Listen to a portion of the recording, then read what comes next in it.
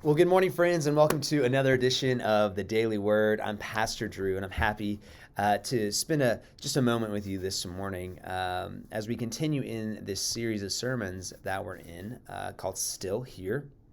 We're talking about Christ's presence with us in the present, and we're still talking about this week about that personal relationship with Christ, the ways that Christ's presence in our personal lives and in our personal relationship with Him, how we are transformed through that. And that's something that we celebrate. It's something that I got the opportunity to preach on this past week at the Journey. So if you haven't watched that yet, go check it out. You can find it on all of our social media and all over our website and things like that. But I wanted to share just very quickly, kind of in addition to that, as I started thinking about my relationship with Christ and how we are transformed when we are in right relationship with Christ, I started thinking about the different ways that I engage in that and some of those personal practices that I do. And one of those is through this little red book. Maybe you've heard of it before, but this is the devotional book that I use and have used pretty regularly over the last 10 years. And since I have done it so many times, as different topics come up, whether that's in school or in my life, I can be like, oh, there's a devotional here about that. There's a group of words that can serve as an encouragement or as a reminder for me. And so I went back as we were talking about the personal presence of God and my reliance on Christ and the need for me to remind that. I thought of this prayer that it gets me every year when I read it.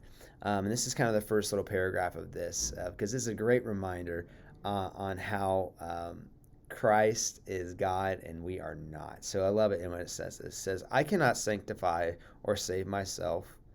I cannot atone for sin. I can't redeem the world. I can't make right what is wrong. I can't make pure what is impure. I can't make what is unholy holy. That's all the sovereign work of God. Have I faith in what Jesus Christ has done? He has made a perfect atonement, but am I in the habit of constantly realizing it? The great need is not to do things, but to believe things. The redemption of Christ is not an experience. It's the great act of God in which He performed through Christ. And I have to build my faith upon it. I love that. I love that first little reminder there about I can't save or sanctify myself. I think one of the most important things for us to remember when we're thinking about our personal relationship with Christ and Christ's presence with us is to remember that atonement, to remember the thing that Christ did for us, for our faith, because it is a great reminder of the ways that we should be living differently.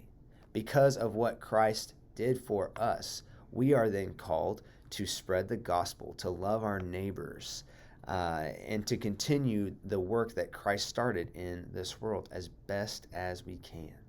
So as you are going throughout your week, I just challenge you to remember Christ's sacrifice for us and the reason that we get to be in relationship with Him. Have a blessed week, friends. I'm so excited to see you this coming Sunday. Hopefully you can come check us out in person. If not, we'll see you online. We do have Children's Sunday School starting back this week, so make sure you make your reservation, and we'll see you then. Have a great week.